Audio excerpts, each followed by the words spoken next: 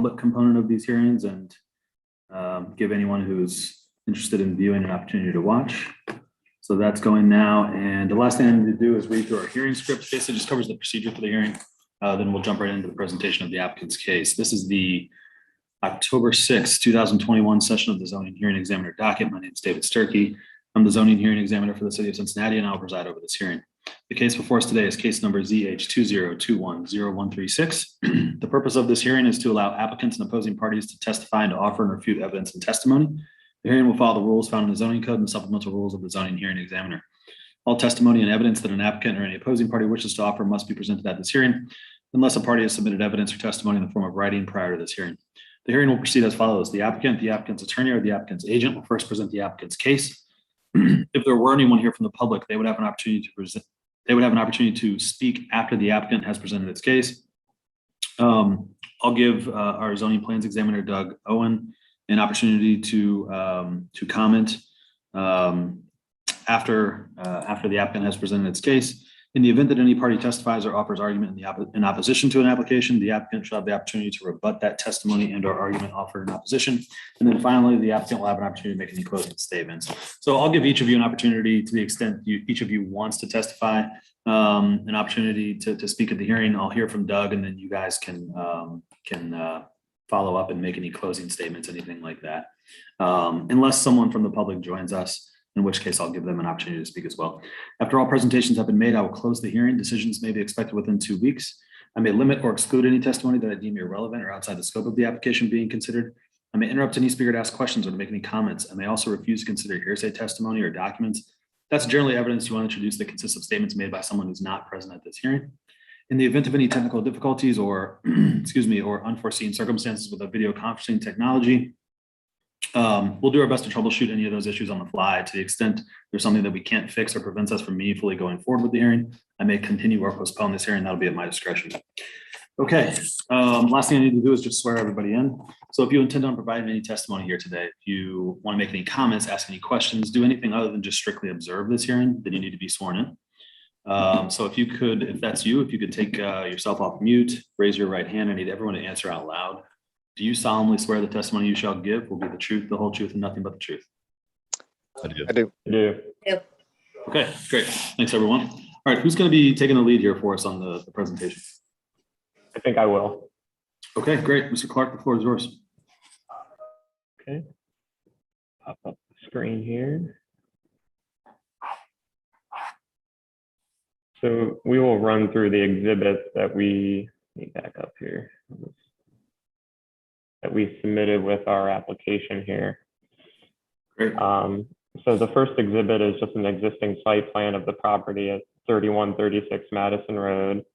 And it's an existing surface parking lot that includes 46 parking spaces currently. These are some photos and an aerial image of the proposed project site. It's located adjacent to Oakley Paint and Glass and Baba Indian Restaurant to the southwest there. So what we're proposing is a 2-story dental office building that fronts Madison Road, which you see kind of here in the southwest corner of the site. This is accompanied by a parking access drive that goes to the rear of the lot, where we're providing a total of 19 parking spaces, along with a type B buffer yard against the residential uses to the north and west. The main entrance to the building is located off the parking at the rear. This is due for a few reasons, primarily for patient safety, as when folks get out of their car, they have direct access to the building versus walking up adjacent to the parking access drive.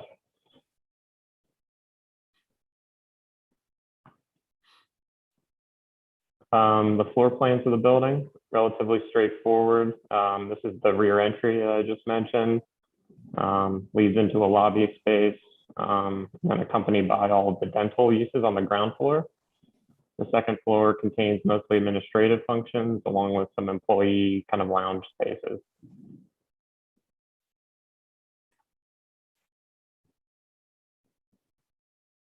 This illustrates sort of the massing of the building as it relates to, some of its adjacent context and kind of how it sits on that site.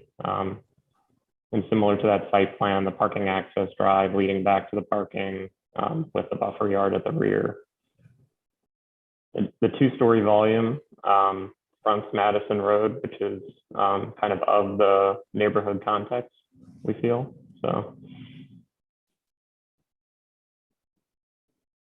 this is the primary building elevation that fronts Madison Road. So our building materials, we're primarily using brick as the main cladding material, a white brick.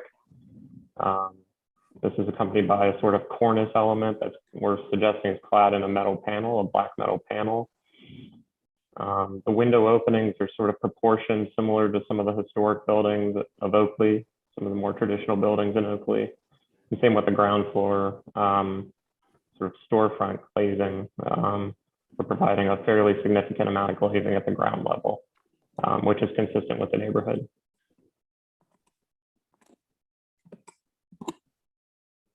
These are just additional elevations. This elevation fronts the parking access drive, so it's sort of the northeast elevation.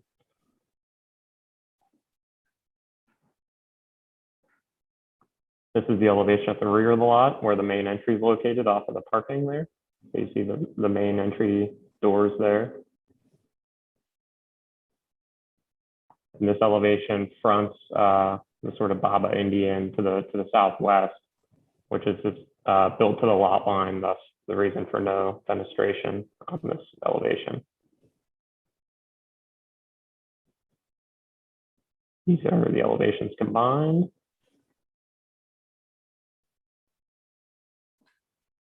And a couple of illustrations showing how this building may front the street.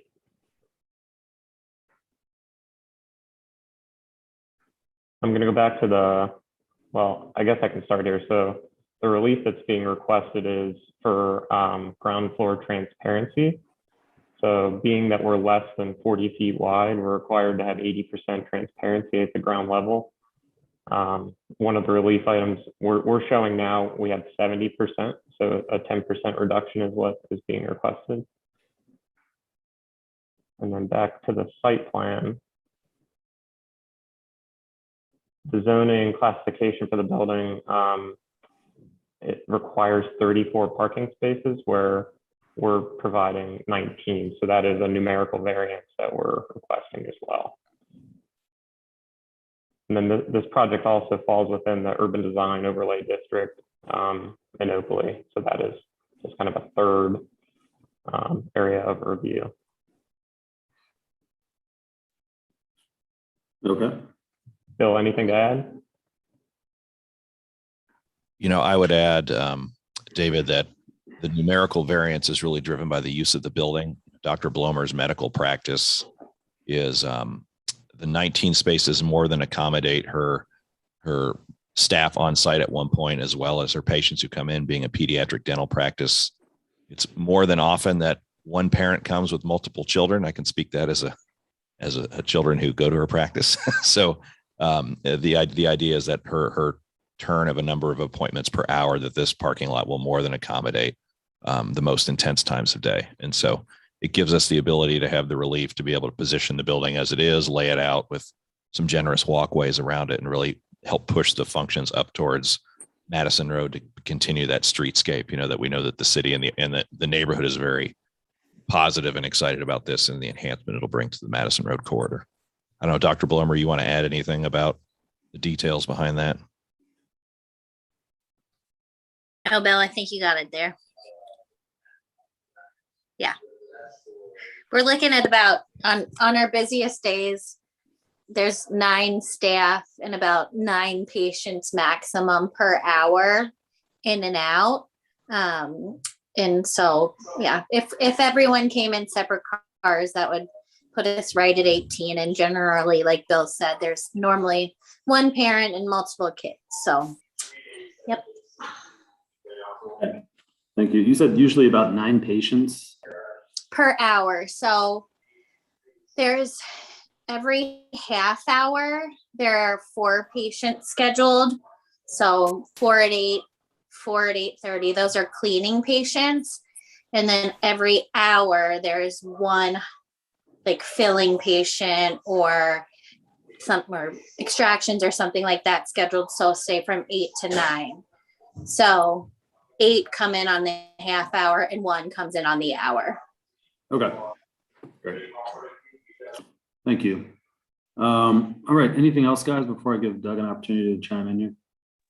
I will say we've had engagement with the community council as well as their zoning team, and they're very, I think the letter of support, they're very positive about the development, and we're very supportive of this as an enhancement to the Oakley Business Corridor on Madison Road. Doug,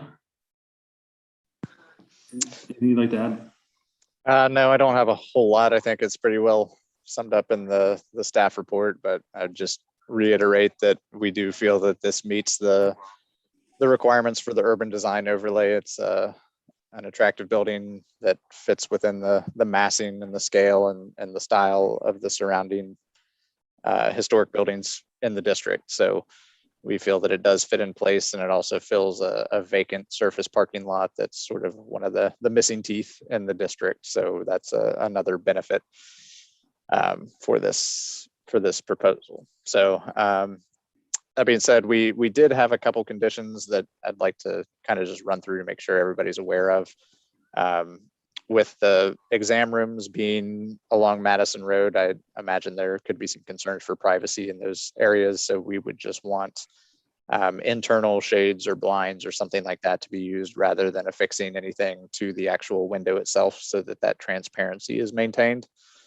And then any HVAC equipment or other mechanical equipment that's not currently shown on the plan should be placed either at the rear of the building or on the roof that's set back from the road, so it's not highly visible from the street.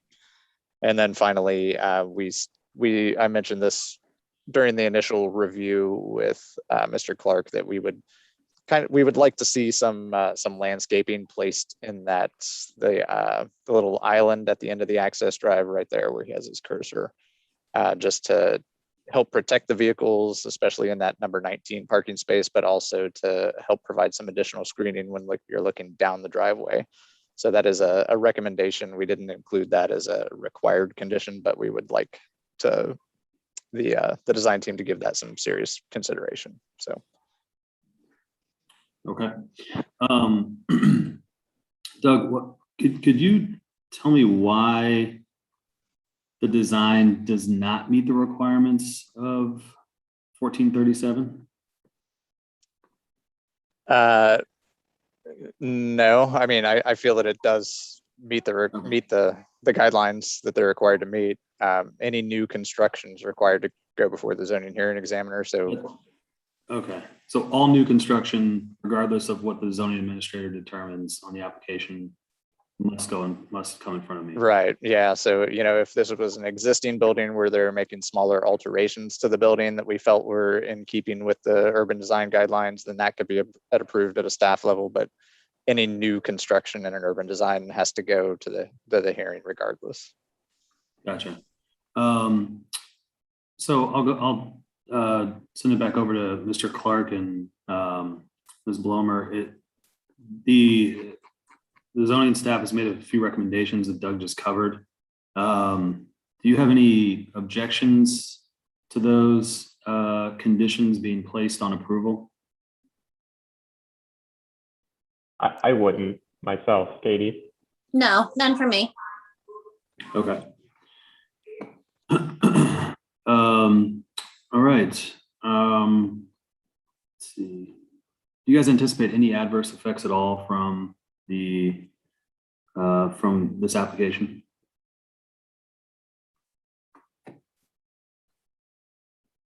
That towards us?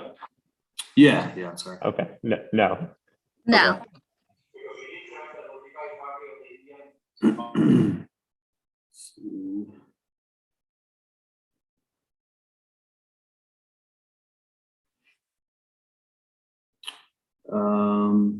Okay.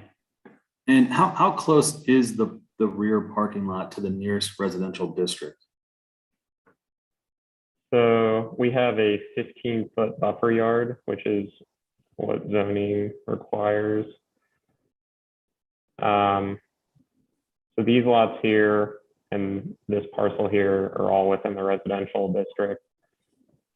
So we're providing that 15-foot zone along those parcels. Gotcha. Okay.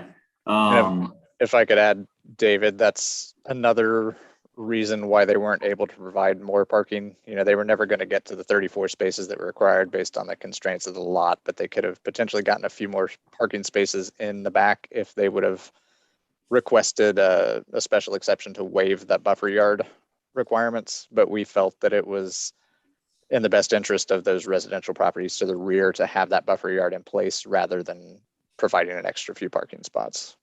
Sure. Okay. And yeah, I think that's all the questions that I have. It looks like there are some other properties, particularly in the near sort of direct vicinity, that have similar parking lots. And I guess what I'm saying is that this is consistent with the development surrounding the property. Is that right? Yeah, we feel it is. Yeah.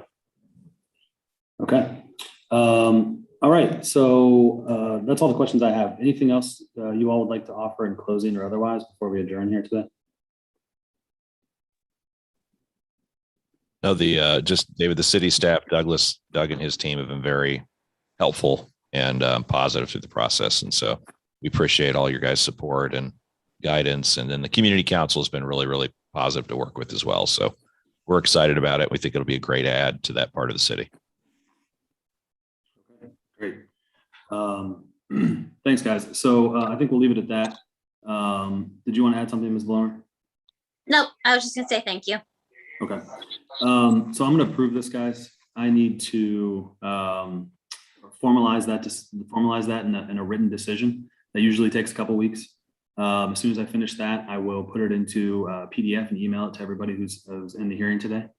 As soon as you have that, you can start working with Doug on the necessary permitting. Do you guys have any questions right now about the process or anything else? Okay. If anything comes up, or if you'd like, what's that? I think we're in good shape. Thanks. Okay, great. If anything comes up in the meantime, or if you'd like a status update on the decision, just feel free to reach out to myself or Doug, and we'll be happy to help you out. Okay, thank you. Okay. All right. Thanks, guys.